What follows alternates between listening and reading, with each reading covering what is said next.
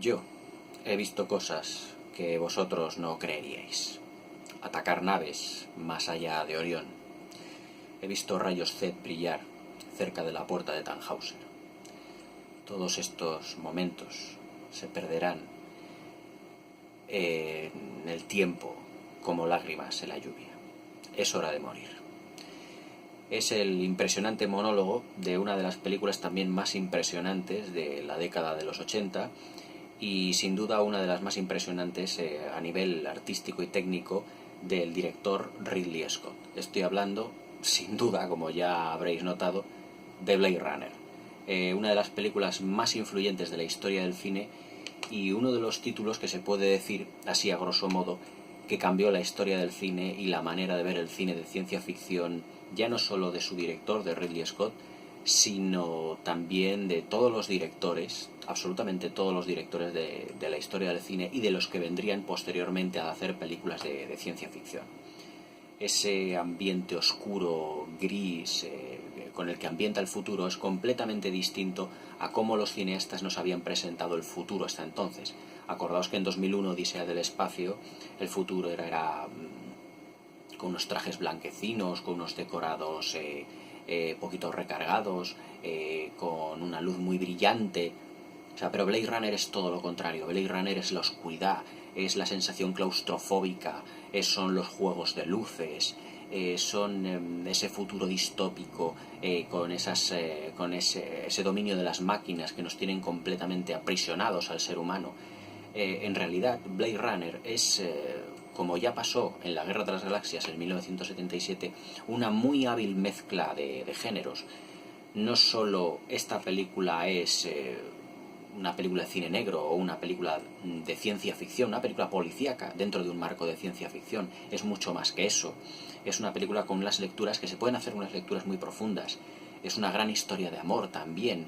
Incluso tiene tintes de película del oeste, de western, ese duelo final que hay entre Harrison Ford y Rutger Hauer dentro de Los Ángeles del 2029, que parece un duelo en el OK Corral entre Wyatt Earp y los hermanos Clanton, buscándose constantemente, pegándose tiros, escondiéndose entre las paredes de esos pisos, con una decoración extremadamente recargada, que apela al pasado, pero que es también muy, muy futurista.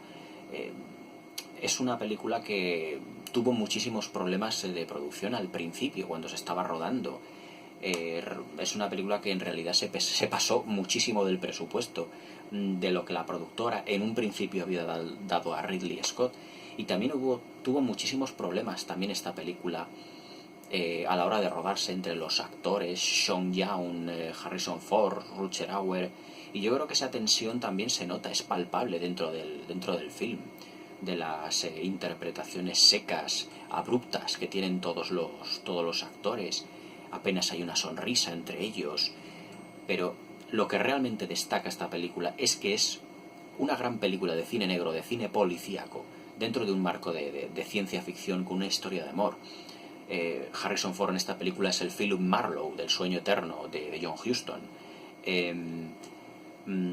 Sean Young es la Lauren Bacall, es la femme fatale del cine negro de toda la vida, que termina enamorándose del héroe de la historia, que es este Blade Runner, que es Harrison Ford, y que teme por su vida al estar implicada también dentro de todo lo que es el entramado de los replicantes, de todo lo que es el entramado del argumento, porque el personaje de Sean Young, es decir, de Rachel, también es una replicante, pero fundamentalmente es una película que nos habla de todas aquellas cuestiones que nos vamos planteándonos dentro de la vida.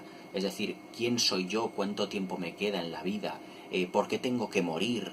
¿Por qué voy a morir? ¿Cómo voy a morir? Es decir, esta película trata una reflexión muy profunda de lo que es el alegato a la vida, también, y todas las dudas sobre la muerte.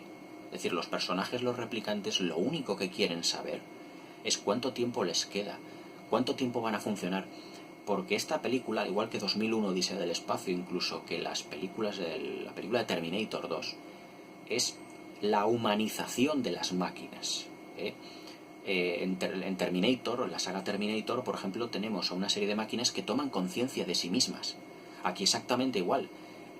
Los replicantes no es que sean máquinas al unísono, o sea, no son hechas de circuitos, pero sí que son algo creado por el hombre, para que viva un determinado tiempo, para que tenga una vida útil, como nuestros teléfonos móviles, como nuestros ordenadores, todo, pero que toma conciencia de sí misma de que todo en esta vida se puede acabar, y que no quieren morir, y que llegan incluso a tener un encuentro con su creador, con su Dios particular, para decirle: dame más vida, dame más tiempo aquí, no quiero que mi tiempo en la Tierra o en donde esté viviendo se termine.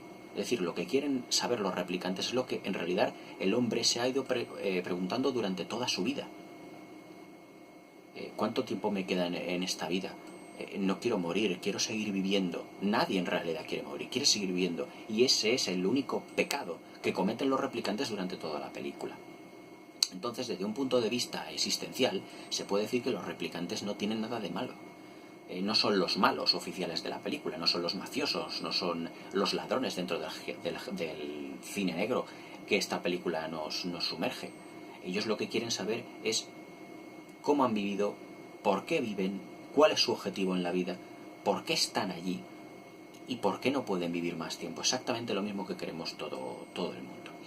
Desde el punto de vista también argumental, no es solo es un alegato a favor de la vida, de esas máquinas que toman conciencia de sí mismas, como el ordenador HAL 9000 de 2001, Odisea del Espacio. Es en realidad pues un alegato a la vida. Harrison Ford tampoco quiere que Rachel muera, porque se enamora de ella, a pesar de ser la femme fatal, y que no puede confiar al 100% de ella, porque también es un replicante, y Harrison Ford lo sabe, porque su misión es retirar, no matar, retirar a los replicantes. Pues evidentemente tiene al principio de esta película una especie de relación amor-odio que se va transformando poco a poco en ese enamoramiento, en ese sentimiento profundo que va teniendo sobre ella. Es decir, es una historia de amor profunda. Es también tiene tintes del mito de Frankenstein, la creación del hombre, la creación de otro ser que toma conciencia de sí misma, la creación de una inteligencia artificial. Es una metáfora, la película en realidad es una gran metáfora sobre todo lo que nos está ocurriendo a nivel de sociedad actualmente. Es decir, estamos dominados por las máquinas, dominados por los móviles, por los ordenadores, no podemos hacer ningún trabajo porque ya dependemos sobre ello. ¿Qué ocurriría si estas máquinas tomaran conciencia de sí mismas, si la inteligencia artificial llegara a ser tan perfecta como un cerebro humano? Entonces, esa es la gran pregunta que se hace uno al ver películas que tienen este mensaje en el que podemos hacer máquinas tan perfectas, que pueden llegar a sustituirnos en todo momento. Es uno de los mensajes y uno de los argumentos existenciales que tiene esta película, y que luego se profundiza en su secuela, en Blade Runner 2049, de la que también subiré una crítica, y que profundiza sobre todos los pilares que estableció Ridley Scott en esta película.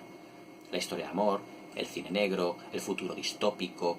Eso a nivel artístico, la dirección de actores es estupenda. O sea, Harrison Ford realiza uno de los papeles míticos de su carrera. Ridley Scott y Harrison Ford no se llevaban muy bien en este rodaje. Hay una tensión que es palpable en muchas de las secuencias, en las que parece que Harrison Ford no está como muy cómodo, no muy a gusto con su personaje o con el director en sí mismo. Hay muchas secuencias donde Harrison Ford está inquieto, no sabe lo que va a hacer, no tiene claro si vuelve al cuerpo de Blade Runner o no, pero que en realidad luego se demuestra en una de las secuencias que no tiene más remedio que volver a ello. Y de ahí también surge la pregunta de que ¿es Harrison Ford, es Rick Deckard un replicante o no es un replicante? Porque en la película se dice que habían desaparecido 6 replicantes. O sea, 6 replicantes, de los cuales 4 de ellos son retirados. El quinto es Rachel y el sexto puede ser él. Ridley Scott ha dicho,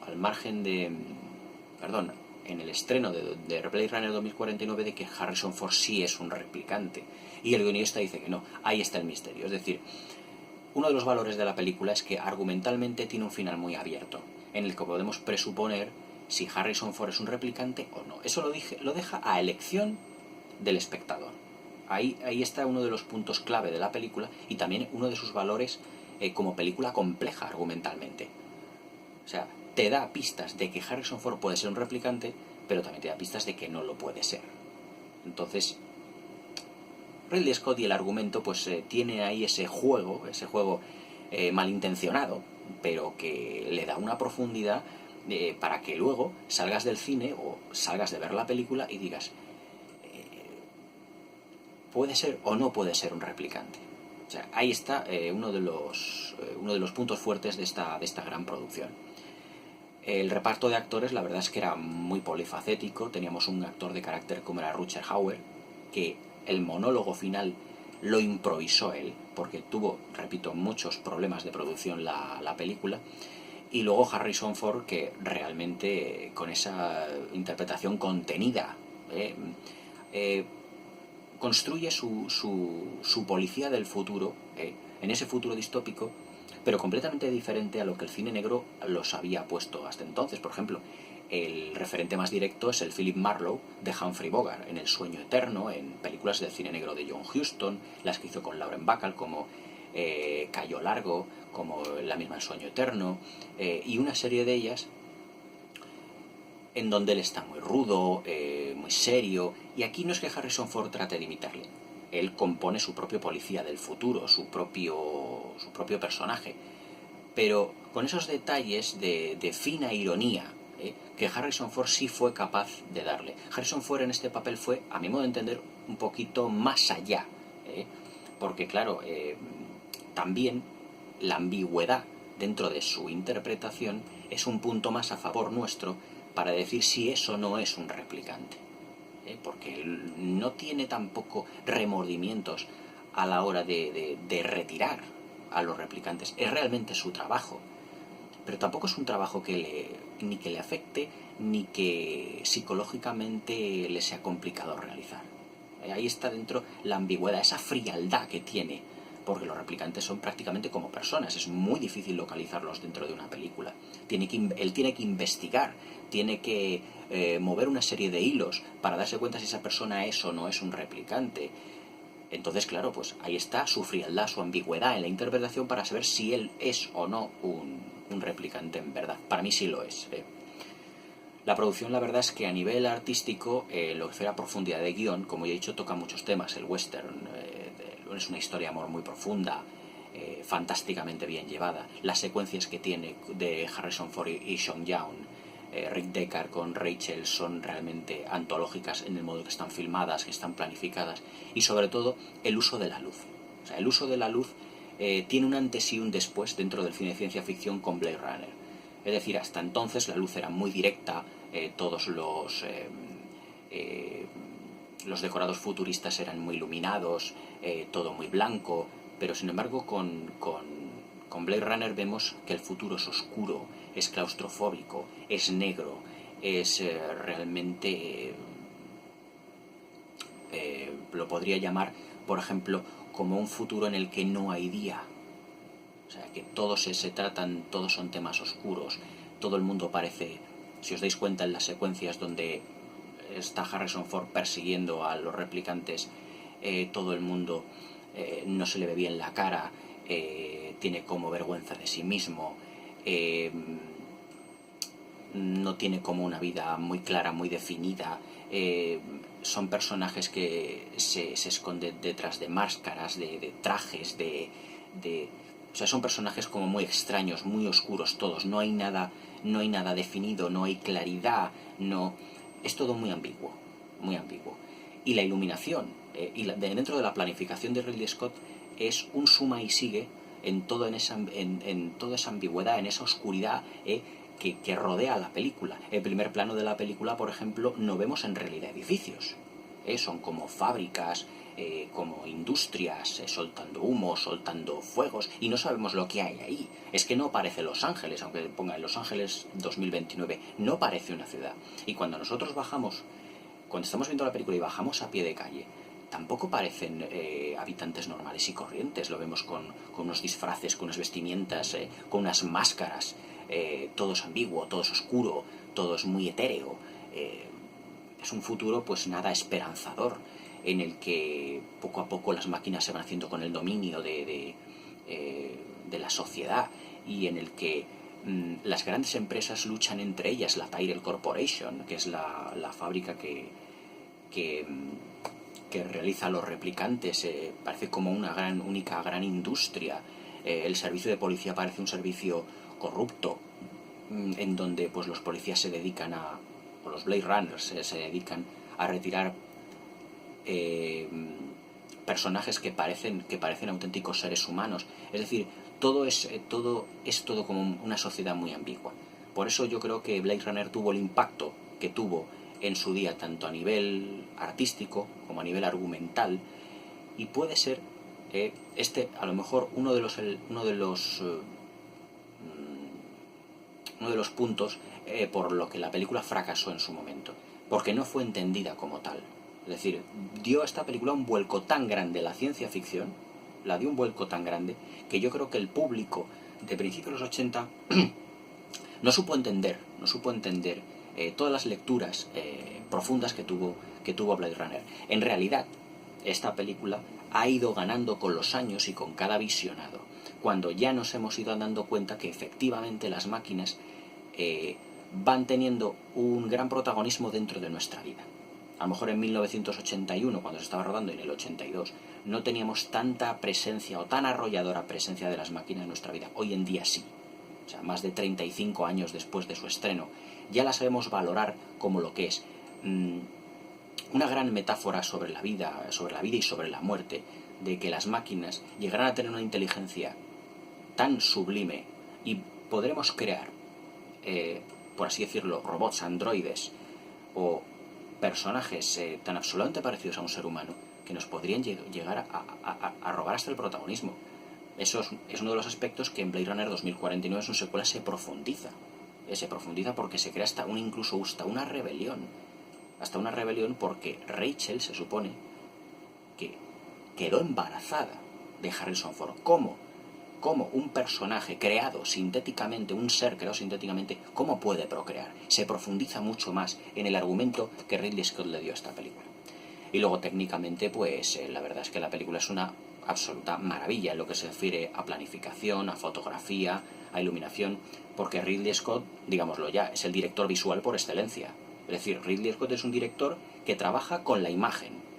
También trabaja un poquito con el guión, evidentemente la historia es importante, pero fundamentalmente trabaja con la imagen. Es decir, un solo fotograma o una sola secuencia de una película de Ridley Scott dice mucho más, tiene más información contenida cinematográficamente que muchas secuencias enteras de películas de otros directores. Es decir, ver una secuencia de una película de Ridley Scott tiene tal cantidad de información que no hace falta muchas veces ni los diálogos. En el montaje final, que salió en esta edición de Blu-ray que yo me compré, se ha eliminado la voz en off, porque no era necesaria. Esa voz en off que nosotros vimos en los pases, por ejemplo, en la televisión, no era necesaria, porque ya Ridley Scott, con su riqueza visual, ya nos va aportando suficiente información como para que nosotros nos vayamos asimilando. También he de decir que el cine de Ridley Scott hay que saber interpretarlo un poquito. No es un cine fácil de entender en un primer vistazo cinematográfico. Por ejemplo, hay una secuencia en Alien, el octavo pasajero, al principio de la película, en el que la cámara se va moviendo muy lentamente, y el que la iluminación, la música, cuando la cámara llega a esa zona donde están todos los, por así decirlo, sarcófagos que se abren, donde están todos los elementos, todos los actores de la película, que están Kane, está Ripley, y que se abre. Hay algo en el tono, en la música, en la iluminación, en todo, que sabemos que ya que esa película es que no va a terminar bien. Pues con Blade Runner ocurre exactamente lo mismo. Está la riqueza visual que Ridley Scott nos aporta, con la imagen mezclada con el sonido y con la banda sonora, esa maravillosa banda sonora de Vangelis, en el que dice que ese futuro distópico, esos juegos de luces, esos movimientos de cámara muy lentos, pero a la vez acompañados con un sonido como de ultratumba, es un sonido que no sabemos de dónde sale, con esos pasillos iluminados, llenos de esos tonos ocres, con esos colores azul oscuro, negros, marrones, muchas las estructuras llenas de color óxido, acompañados de esa banda sonora tan triste, tan taciturna, pues ya nos da a entender de que es una historia en el fondo triste. La historia de Blade Runner es una historia triste en general sobre la vida y sobre la muerte, sobre esos personajes que quieren vivir y que buscan a través de su creador tener esas esperanzas de vida que incluso su creador no puede darles, porque han sido creados de una manera y tienen X años de vida. Es como si ahora nuestro teléfono móvil, que tiene 3 años de vida útil, tomara conciencia de sí mismo, se rebelara contra nosotros y diría, oye, alárgame la vida. O sea que sería prácticamente algo muy similar, algo prácticamente lo mismo. Pero ya no desviándome del tema técnico, diré que Blade Runner es una de las películas más completas y más complejas dentro del panorama cinematográfico de Ridley Scott y dentro del panorama cinematográfico de los años 80. Ya no solo los juegos de luces, los miles de montajes que ha tenido esta película dentro de su producción, dentro de su distribución,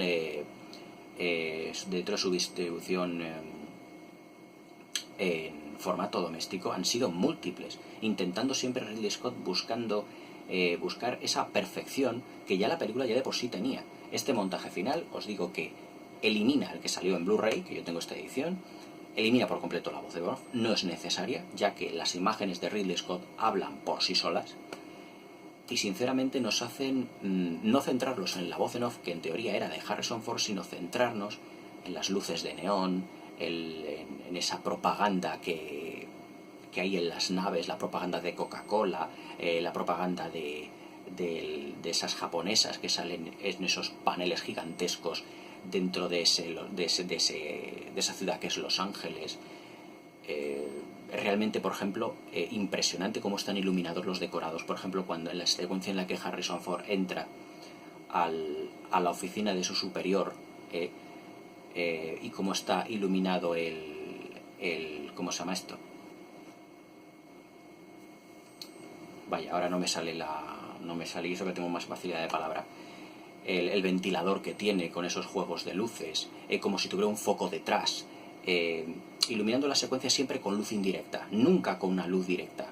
Es como si el director dentro de la narración le diera vergüenza, o al protagonista, mejor dicho, al que hace de jefe de Harrison Ford, al jefe de Rick Deckard, su superior de policía, le diera vergüenza asignarle a Rick Deckard la misión que tiene, esa misión de matar a los replicantes, de retirarlos, única y exclusivamente porque solo quieren saber de dónde vienen. Evidentemente, pues la presencia también de Edward James Olmos, que hace de compañero de Rick Deckard y que le va llevando pues lo que es a la Tyrell Corporation, que le lleva a su superior y todo eso, pues juega también un papel primordial dentro de la película, porque él, yo creo que es el albacea, el que tiene el conocimiento de si Rick Deckard es o no es un replicante. En la secuencia final de la película, cuando le pone el unicornio, ese unicornio con el que Harrison Ford soñaba, eso es una pista de que puede ser efectivamente un replicante. ¿Cómo sabe ese señor? ¿Cómo sabe Edward James Olmos que Harrison Ford soñaba con unicornios? ¿Cómo lo podría? ¿Era una información que tenía? ¿O simplemente sabía que era un replicante y era un modo de decirle, ojo, que tú eres un replicante y que con este elemento te tenemos controlado? Por eso al final de la película Harrison Ford toma la decisión con Sean Young, con Rachel, de huir, de irse. 2 replicantes, digamos, idos a la fuga, que quieren salir de esa sociedad en la que no creen, en la que Rick Deckard no se siente a gusto en ese futuro, en esas calles, todo ello. Y sobre todo después del diálogo, en ese monólogo maravilloso de Rutger Hauer, que le dice que cuánto tiempo les puede quedar. Ese es el momento cumbre de la película en el que Harrison Ford decide irse en busca de Rachel, porque él está enamorado de ella, pero no sabe cuánto tiempo le queda y quiere pasar el tiempo con ella.